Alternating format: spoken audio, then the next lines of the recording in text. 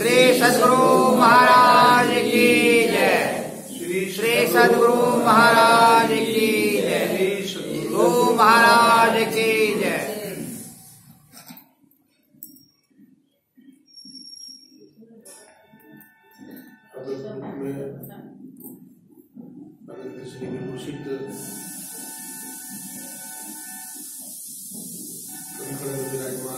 परमाराध्य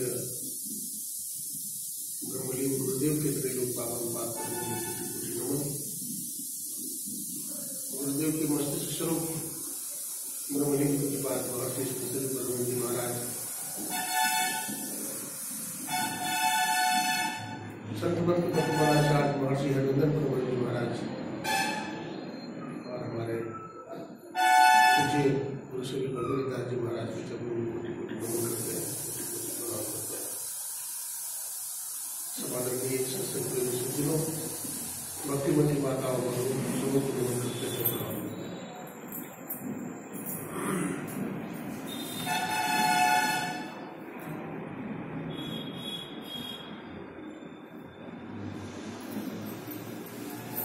आज संसार में हर आदमी, हर जीव परेशान है।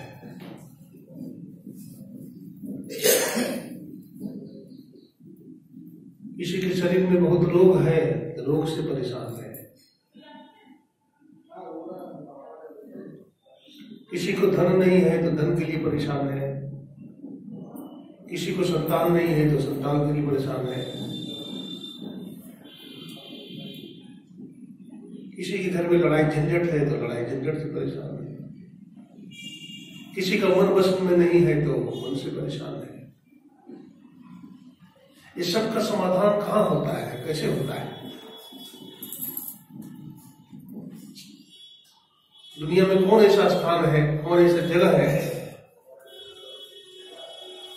कौन ऐसा साधन है जिस साधन से जीवन की हर समस्या का समाधान हो जाता है? हमारे वेद, हमारे उपनिषद, हमारे दर्शन, संत महापुरुष का कहना है कि तुम्हारा मन बस में नहीं है, तुम्हारी इंद्रियां काबू में नहीं है, इसलिए तुम करना कुछ चाहते हो, होता कुछ है। जिस दिन तुम्हारी इंद्रियां, तुम्हारा मन बस में हो जाएगी, उस दिन तुम जो चाहोगे वही होगा।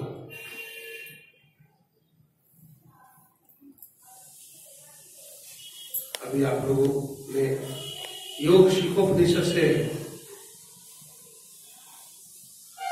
भगवान शंकर और प्रजापति ब्रह्मा जी महाराज का संवाद सुन रहे थे।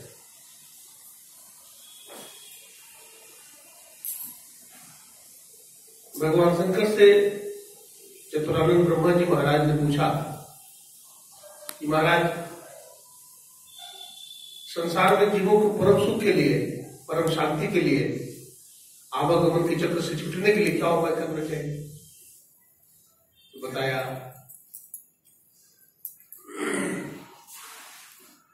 भगवान शंकर ने, योग हीनम कथम ज्ञानम मोक्षदम भवति भो योगो अपि ज्ञान नस्तु न क्षमो मोक्ष कर्मणि। बताते हैं भगवान शंकर योगहीन ज्ञान मोक्ष कार्य में समर्थ नहीं होता है,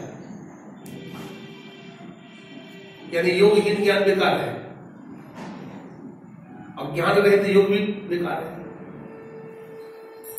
फिर क्या करना चाहिए? तो भगवान शंकर कहते हैं मुमुक्षु को ज्ञान और योग दोनों का सहारा लेना चाहिए। तो ज्ञान और ध्यान दो ऐसा चीज है जीवन के लिए बहुत उपयोगी है। हमें ज्ञान है तभी तो सत्संग में आए हैं। सब लोग सत्संग में नहीं आए हैं, लेकिन जो भी सत्संग में आए हैं उनको ज्ञान है और इसलिए सत्संग में आए हैं। अरे समय तो दुनिया में भी बीतता नहीं, अगर सत्संग आप नहीं करते और ये समय दुनियादारी के कामों में लगा देते तो वहां भी समय बीतता आपका, लेकिन वो बुद्धिमानी नहीं है।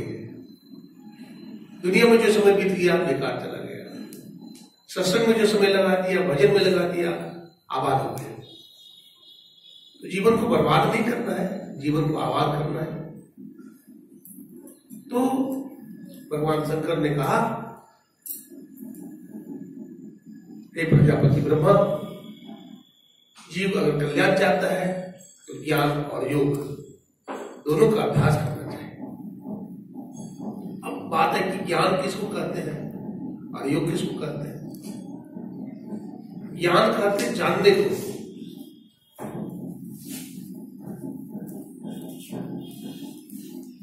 दो तरह से जानना होता है। एक तो प्रत्यक्ष रूप में जानना होता है और एक परोक्ष रूप में जानना होता है। जैसे मान लीजिए कोई घड़ा है, तो घड़ा को हम कोई कह दे यहाँ पर घड़ा नहीं है, लेकिन घड़ा को पहले सब देखे तो बोले कि घड़ा ले आओ, तो घड़ा हम ले आएंगे। लेकिन अगर घड़ा को हम देखे नहीं है, कभी सुने भी नहीं है, तो घड़ा नहीं ला सकते। ईश्वर को हम लोग देखे नहीं है, देखे, और ईश्वर देखने का विषय भी नहीं है।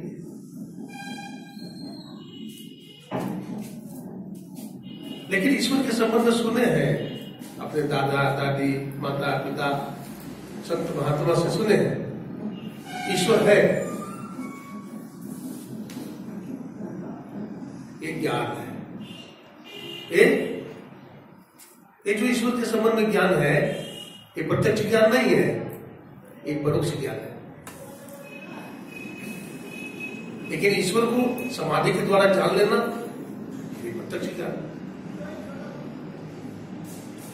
समाधि लग जाना बड़ा कठिन है, हमारा मन ध्यानस्थ हो जाए, परमात्मा में डूब जाए, बड़ा कठिन है। लेकिन हाँ, अभ्यास करते करते हो जाता है। वो परमपिता परमात्मा भी बड़ा महान है, बहुत दयालु भी है, और कृपा भी करता है। जैसे माता पिता अपने बच्चा का सदा हित चाहते हैं, वो परमपिता परमात्मा जगत पिता है, वो हमारा कल्याण चाहते हैं।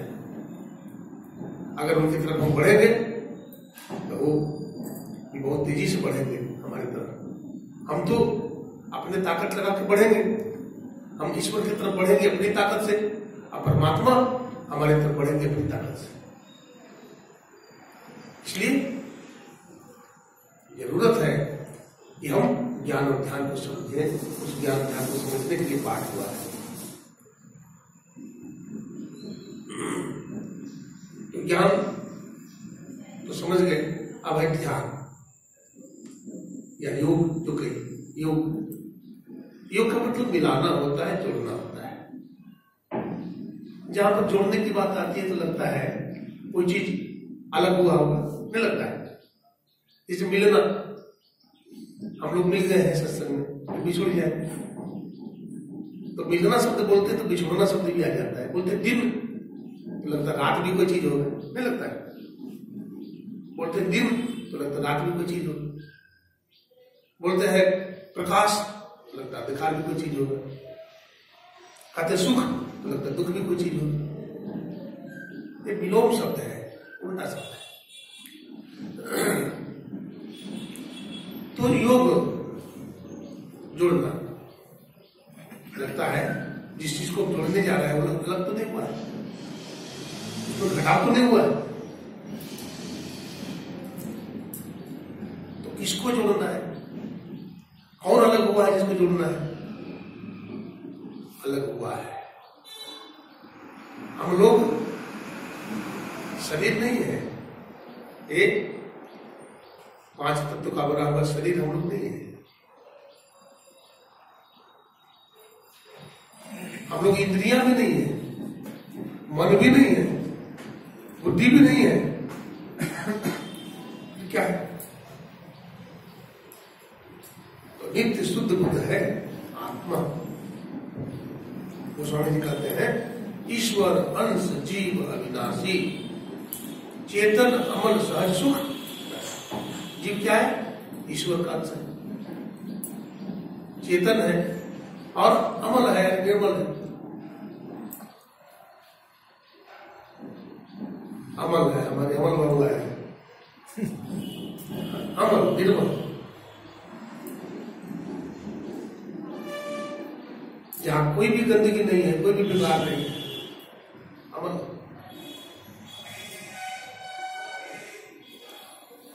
अमल है, विमल है, विमल कोई शायद शब्द है, निर्मल शब्द है।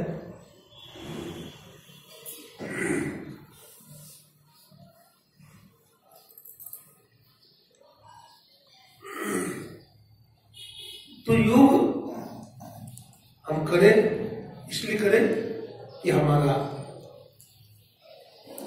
जो मन है, बुद्धि है, बिखर गई है। तो मन बुद्धि बिखर गई है। हमारे गुरु महाराज कहते हैं तुम उतर पड़ियो तम माही। अब पीयू निशब्द में यही ते पड़ गई दूरी, चलो निशब्द। इसका मतलब हम लोग जितने भी प्राणी हैं सब लोग कहाँ के वासी हैं? निशब्द मंडल के वासी। और यही वेद वेदांत भी कहता है, क्योंकि शब्द से ही संसार बना है। अगर शब्द नहीं होता तो संसार भी नहीं बनता। अभी वो शब्द है जो त्रेता युग में भगवान राम बोले थे, वो शब्द भी वैज्ञानिक लोग कैच कर रहा है। महाभारत युद्ध के मैदान में भगवान कृष्ण जो शब्द बोले थे वो भी है। हम लोग जो बोल रहे हैं वो भी शब्द है। आप देखते हैं रेडियो स्टेशन में अनाउंसर अनाउंस करता है और रेडियो एक मशीन होती है, वो कैच कर लेता है, उस आवाज को पकड़ता है। गुरु महाराज कहते हैं तुम उतर पड़ी हो तम माही, तुम उतर गए हो तम माही, तम मन निकाल। आप पीव निशब्द में, पीव मेरे परमात्मा, परमात्मा कहा रहते हैं निशब्द में, कहते हैं यही ते पड़ गए दूर, चलो निशब्द में, इसलिए दूरी बन गई है। अब हमारा जो मन नीचे उतर गया है, फिर क्या करना चाहिए? तो फिर सदगुरु बताते हैं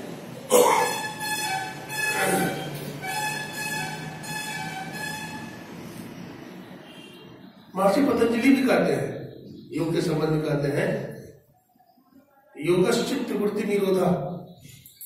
चित्तवृत्ति का निरोध क्या है? योग है। हम लोगों का मन देखते आसान हो जाता है,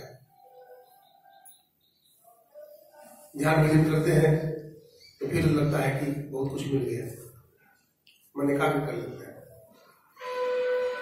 सिपाही मन दूर खेलन मत जई हो।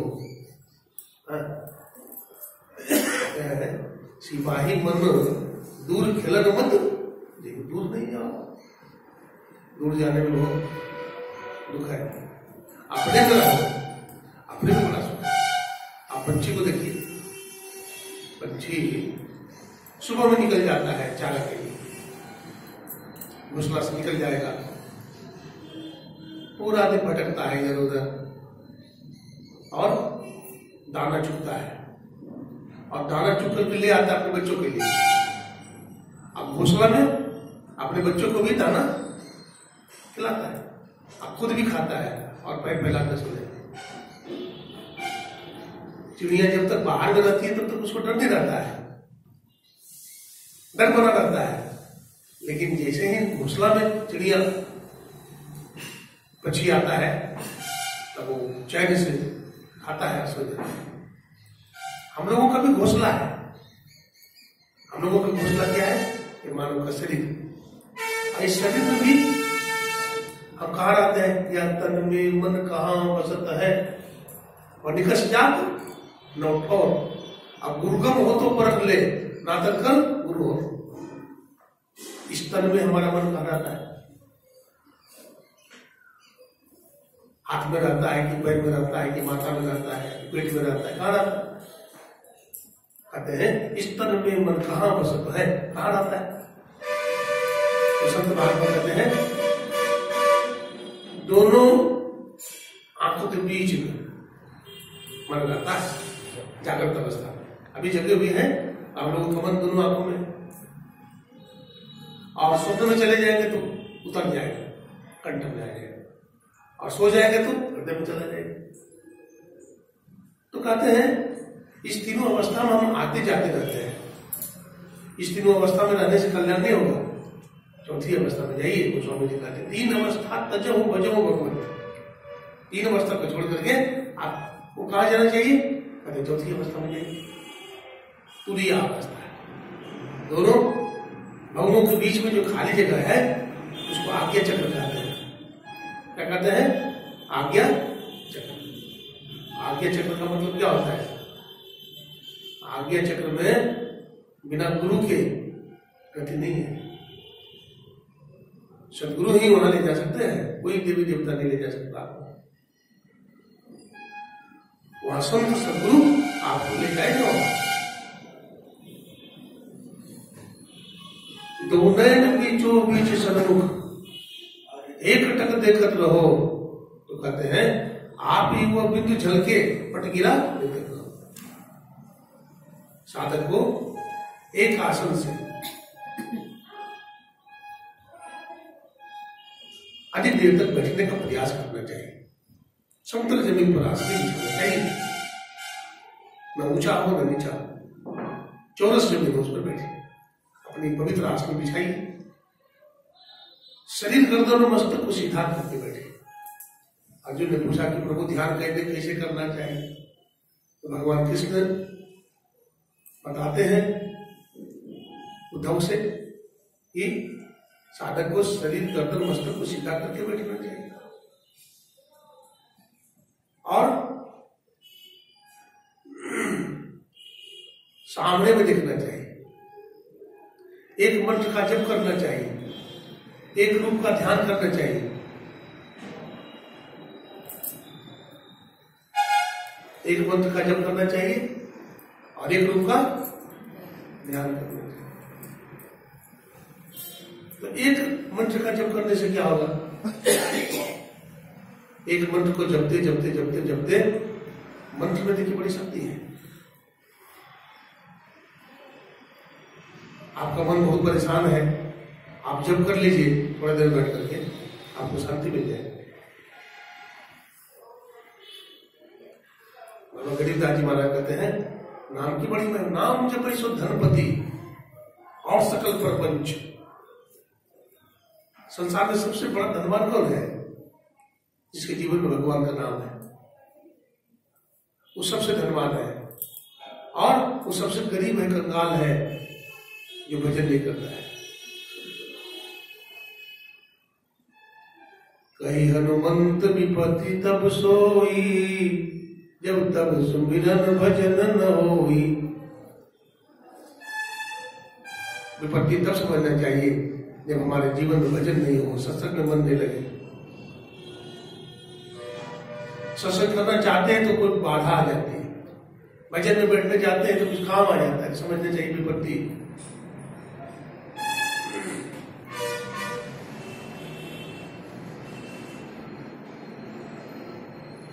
एक मंत्र का जप, एक रूप का ध्यान, कबीर साहब कहते हैं डुबकी मारी समुद्र में अनिक्षा जात आकाश, गगन मंडल में घर किया हीरा पाया दास।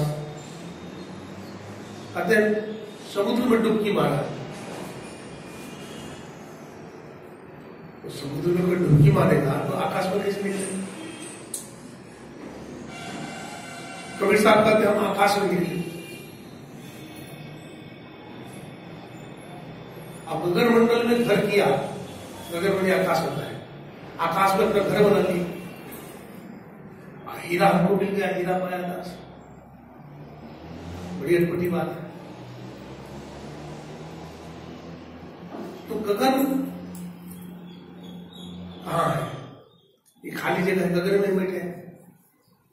अगर गगन नहीं होता, आकाश नहीं होता तो हम कैसे बैठते? बैठ नहीं पाते। और ये गगन जो है ना, आकाश बहुत, इसका आयतन जो है बहुत लंबा चौड़ा है। हाँ, बहुत लंबा चौड़ा है इसका आयतन आकाश का। हम आंख से देखते हैं तो आकाश को देख पाते हैं, नीला नीला लगता है आकाश में, लेकिन हमारी दृष्टि देख नहीं पाती आकाश कितना व्यापक है। अब कबीर साहब कह रहे हैं डुबकी मारी समुद्र में, तो समुद्र में भी डुबकी मारता है गोताखोर, और शरीर में डुबकी मारता है योगी। ये शरीर भी समुद्र के जैसा है। कबीर साहब कहते हैं काया बड़े समुद्र केरो, अब पार न पावे कोई, अब मनमर जो डूबी के हो मालिक पर के सुन नगरिया पावे। ये काया यानी शरीर भी है, इस समुद्र के समान बड़ा विशाल है, इसका पार पाना बड़ा मुश्किल है। कहते हैं कबीर साहब कोई चतुर्थ पावे पार नगरिया पावे, लाल लाल में सब कोई कहे सबकी गांठी लाल, अब गांठ खोल के परखे नहीं तासो भयो कंगाल, और नगरिया कोई चतुर आदमी इसको नहीं पार कर सकता है। उपनिषद काल तो यहां तक कहा नाय आत्मा बलहीने न लभ्यो, इस आत्मा को दुर्बल आदमी नहीं प्राप्त कर सकता है। तो क्या दुर्बल आदमी नहीं कर सकता तो पहलवान प्राप्त करेगा क्या? पहलवान भी प्राप्त नहीं कर सकता है।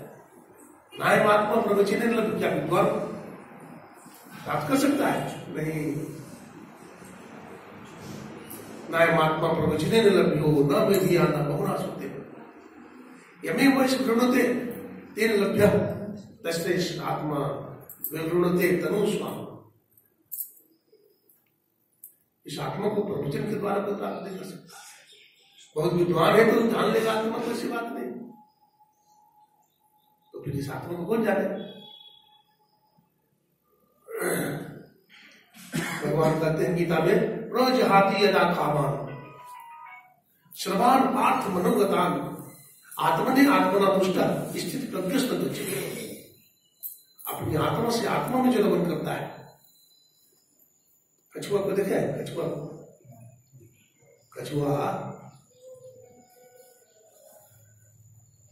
को आप पकड़ने के लिए जाइएगा तो कछुआ अपने हाथ को सिकोड़ देगा अंदर, अब मारिएगा तो मरेगा कछुआ? नहीं मरेगा। योगी लोग ऐसे ही होते हैं, अपने मन को, बुद्धि को, अपनी इंद्रियों को समेट लेते हैं। इसलिए भगवान ने कहा योगस्थ कुरु कर्माणि संगम त्यक्त्वा धनंजय। एक बार योगस्थ होकर दुनिया का काम करो, सुबह उठो तो ध्यान करो, सत्संग करो, फिर अपना दुनिया का काम करो। योगस्थ होकर के दुनिया का काम करो। अरे दुनिया का माया नहीं चढ़ेगा, दुनिया का माया में लिपटोगे नहीं आप। जन लिपटो रे प्यारे जग परदेसवा सुख छुए हम नहीं। अरे भाई ये परदेसवा काल को बेसवा अजोरी आवे भाई अशुद्धि करो प्यारे हो आप देश के जमा कलेश कछु नहीं। काल का बेसवा है संसार, काल रूप है, निकल जाएगा। यमराज झपट्टा मारने के लिए तैयार है। कबीर साहब कहते हैं काल अचानक मार से जो तीतर को बाज, जैसे तीतर को बाज झपट्टा मार लेता है। अरे यमराज कब झपट लेगा क्या पता है। भजमन जीवन नाम सवेरा रख, भजन कर लो भगवान का।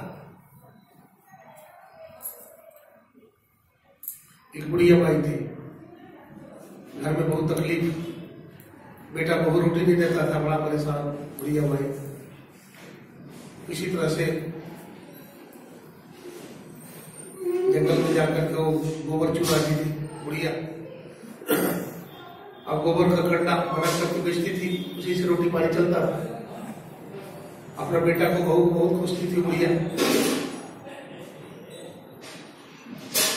देखो हमारा बेटा रोटी नहीं देता है, बहू रोटी नहीं देती है, हम जंगल में भटकते हैं। हे यमराज हमको क्यों नहीं ले जाते हो, हे यमराज हमको ले चलो। यमराज को भी खड़ी खोटी सुनाती थी। एक दिन की बात है, यमराज वहीं से गुजर रहा था। अब बुढ़िया गोबर चुन रही थी, टोकरी में भर रही थी। अब वहां पर कहती है हे यमराज हमको क्यों नहीं ले जाते हो तुम, तुमको दिखाई नहीं पड़ता है। तो यमराज वहां आ गया, बोलता ओ भाई चलो। बोलता तुम कौन हो। शरीर देखा, भयंकर शरीर देखा। बोला तुम कौन हो। बोला हम यमराज हैं, तुम बुलाती थी रोज, आज भी बुलाइए चलो। बुढ़िया थर थर कांपने लगी। बुढ़िया कहती तुमको कौन बुलाने गया, अब तुमको हम ले जाने के लिए थोड़े बुलाए हैं, तो किस लिए बुलाई हो। बोला गोबर के टोकरी माथे पर उठा जाओ, इसीलिए बुलाए। वो गोबर का टोकरी माथा पर उठा दिया, यमराज चला गया। यमराज से सब डरता है, डरना भी चाहिए। कबीर साहब कहते हैं डर करने डर परम गुरु, डर पारस डर सार, डरत रहे तो उबरे, काफी खावे मार। अरे ईश्वर से डरो, परमात्मा से, आपसे डरो, मैं तो काफी खा लो। करता पे करता नहीं, मुक्का बड़ा लबाड़, आखिर धक्का खावेगा साहब के दरबार।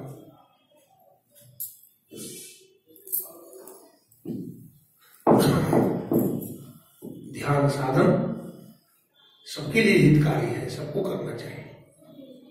कोई ना समझी में नहीं करे, कोई ये समझे कि हमारा टाइम वेस्ट हो रहा है, उसकी ना समझी है। और 24 घंटा तो टाइम वेस्ट करते हो इधर उधर, टेलीविजन देखते हो, संगी साथी से बातचीत करते हो। थोड़ा देर बैठ के भजन भी कर लो, स्तुति विनती कर लो।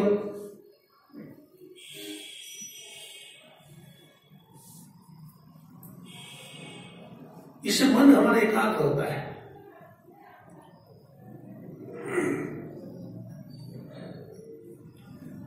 भगवान ने उद्धव से कहा एक आसन से अधिक देर तक बैठो, आप दृष्टि को सामने में रखो। हमारे गुरु महाराज ने कहा अगल बगल कहो दृष्टि न डोले, सन्मुख बिंदु पकड़ लागे, सुखमनिया में बोली सुखमनिया में नजर को लगाई। देखिए जो साधक ईमानदारी के साथ जब